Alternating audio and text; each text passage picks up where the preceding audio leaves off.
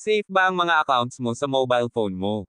Paano kung ang mga online apps mo tulad ng GCash, Maya, online banking or social media account mo ay connected sa phone number ng SIM card na ginagamit mo? Hindi natin maitatanggi na madami na din ang mga kaso ng scamming at hacking lalo na sa mga nawawala ng mobile phone. Yun ay dahil wala sila masyadong added security na nilalagay sa mga phone nila, kaya madali lang sa masamang loob na gamitin ang identity ng may-ari ng phone para makapagnakaw. Paano nila ginagawa yon? Simple lang, pwede nilang kunin at gamitin ang SIM card mo sa ibang mobile phone. Kapag na-open na nila ang SIM card, pwede na nila itong gamitin sa pag-reset ng password, tapos mare-receive nila ang OTP or code na i-send sa mobile number po. Paano maiwasan? Narito ang mga simpleng paraan para madagdagan ng security ang mga accounts mo.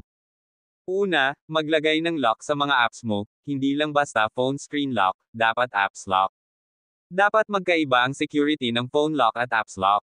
Pangalawa, kung may luma or kaya mo mag-provide ng secondary phone, paghiwalayin mo ang SIM card at ang mga online accounts mo.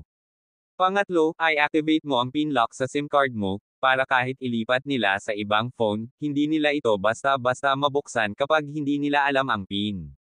Huwag natin gawing madali para sa kanila ang makapagnakaw. Kung meron kang gustong malaman, click follow para sa susunod pang mga tip.